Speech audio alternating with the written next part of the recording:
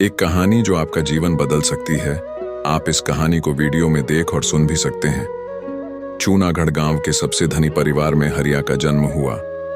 घर में किसी चीज की कोई कमी ना थी, इसीलिए बड़े लाड प्यार से उसका लालन पालन हुआ। समय के साथ साथ हरिया बड़ा हो गया, पर वह कोई काम धंधा नहीं करता था। उसके माता पिता जब उसे काम में हाथ बंटाने के लिए कहते तो कभी वह उनका कहना मान लेता और कभी अनसुना भी कर देता। इसी प्रकार दिन गुजर रहे थे कि एक गांव में महामारी फैल गई, जिसके चलते उसके माता पिता स्वर्ग सिधार गए। अब हरिया पर अपने भरण पोषण की समस्या आ खड़ी हुई, क्योंकि बाप दादा द्वारा कमाई की संपत्ति भी धीरे धीरे खत्म हो चली थी। एक दिन हरिया अपने हालत से परेशान होकर अपने घर के बाहर बैठा था। तभी अचानक उसने अपनी छाती पीट पीट कर रोना शुरू कर दिया। रोते रोते वह बोलने लगा, मेरा तो भाग्य ही खराब है, न जाने मेरा भाग्य कहां चला गया है, अब मैं क्या करूंगा। जब हरिया ऐसे कह रहा था, तभी उस गांव के अध्यापक वहां से गुजर रहे थे। जब उन्होंने हरिया को यूं अपने भाग्य को कोसते देखा, तो वह उसके पास आ गए और उससे बोले, हरिया, तुम्हारी छाती पीटने से तुम्हारा भाग्य तुम्हारे पास वापस आने वाला नहीं है, तुम्हें खुद ही जाकर उसे वापस लाना होगा। यह सुनकर हरिया मास्टर जी से बोला, मास्टर जी, मैं उसे जाकर वापस तो ले आऊंगा, पर मैं उसे ढूंढ कहां। यह सुनकर मास्टर जी बोले, यह तो मैं भी नहीं जानता कि तुम्हारा भाग्य कहां गया होगा, पर इस गांव के पूर्व में जो पहाड़ की चोटी है, उस पर एक महात्मा जी रहते हैं। उन्हें अवश्य ही पता होगा, वह तुम्हें अवश्य ही बता सकते हैं कि तुम्हारा भाग्य कहां गया होगा। तुम्हें उनके पास जाना चाहिए। इतना सुनते ही हरिया की आंखों में चमक आ गई। उसने मास्टर जी को धन्यवाद देते हुए कहा, मास्टर जी, मैं कल सुबह उनसे मिलने जाऊंगा। अगली सुबह हरिया जल्दी उठा।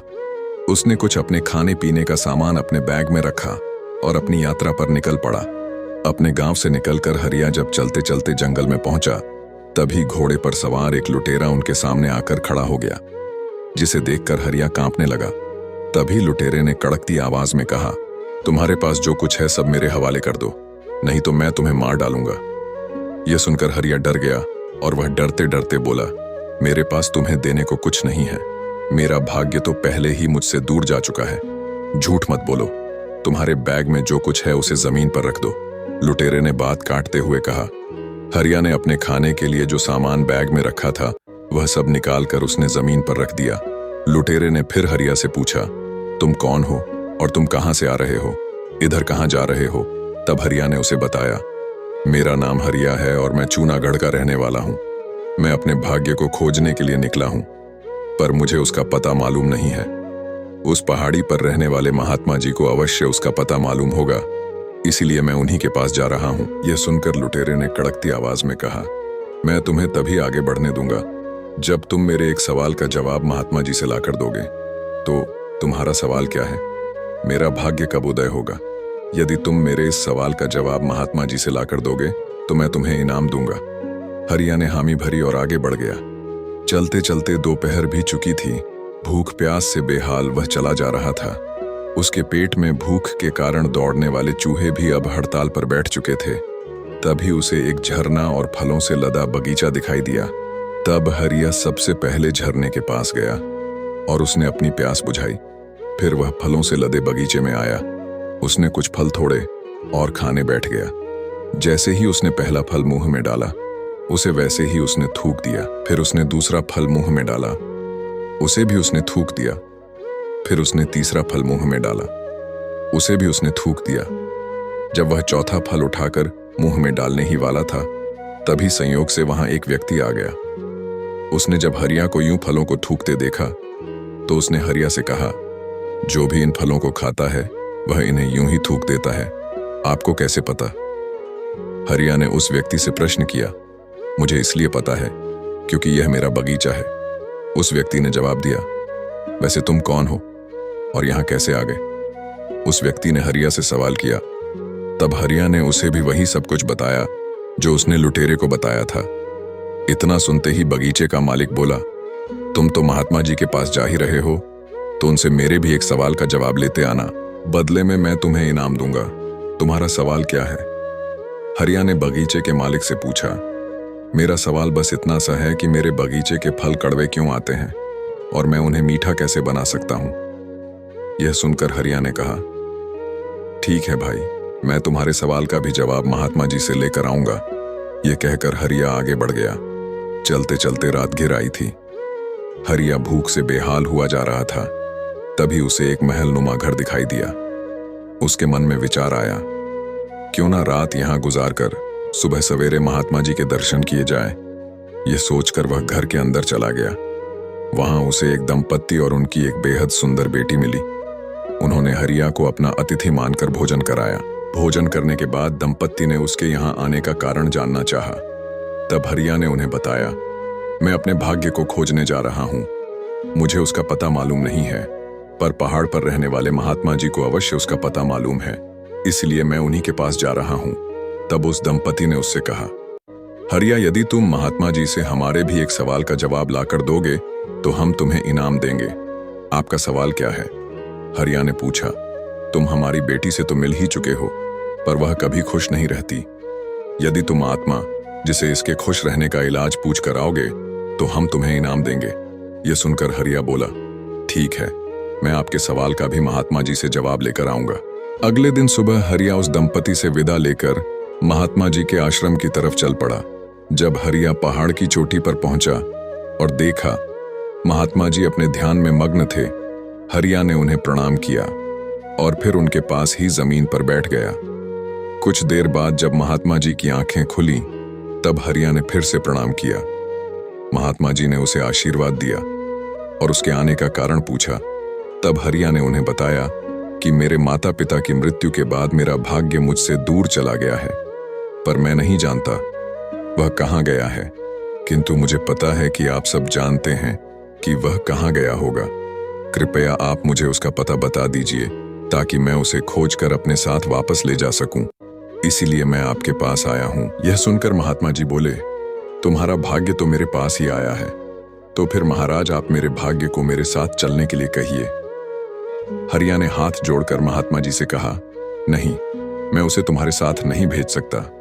महात्मा जी ने कहा, महात्मा जी, मैं अपने भाग्य को अपने साथ लिए बिना वापस नहीं जाऊंगा।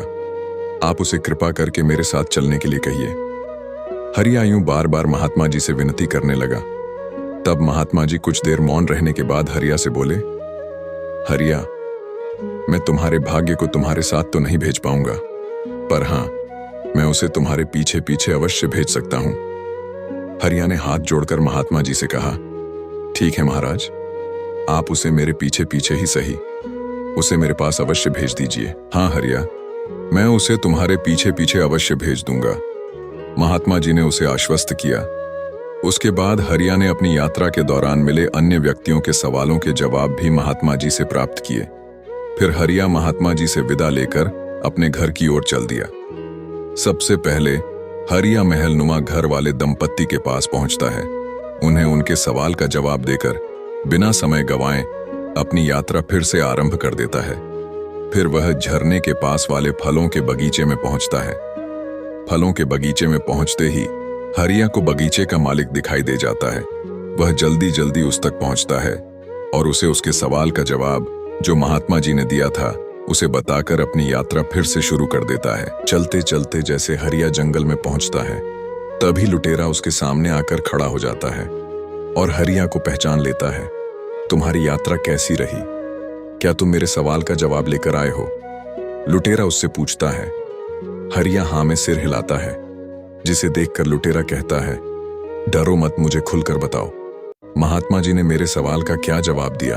तब हरिया लुटेरे को बताता है कि वे उनके सवाल के जवाब के साथ साथ दो अन्य व्यक्तियों के सवालों के जवाब माता जी से लेकर आया था और उन्हें जवाब बताकर ही आ रहा है। यह सुनकर लुटेरे की जिज्ञासा बढ़ जाती है।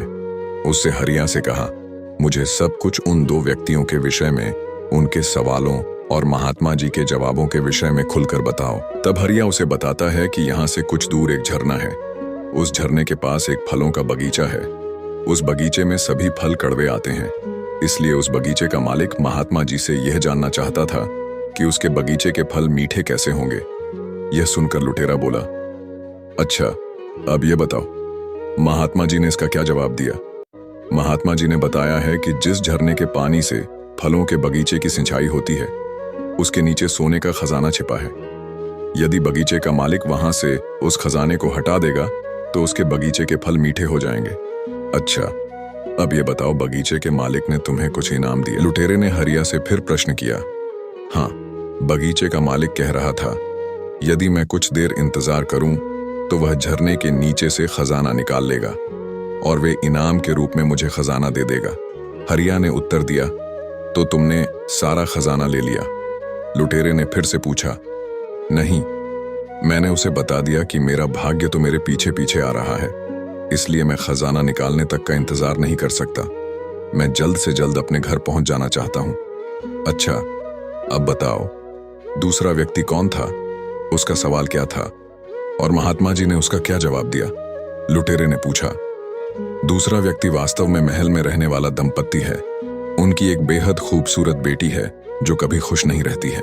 इसलिए उसके माता पिता महात्मा जी से यह जानना चाहते थे कि वे ऐसा क्या करें ताकि उनकी बेटी खुश रह सके। हरिया बोला। महात्मा जी ने इसका क्या जवाब दिया?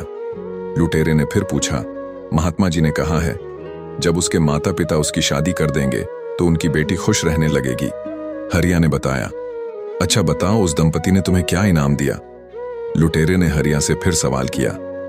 हाँ, वे दंपत्ति मुझसे कह रहे थे कि मैं उनकी बेटी से शादी कर लूं तो वह इनाम में मुझे अपना घर दे देंगे। तो तुमने क्या किया?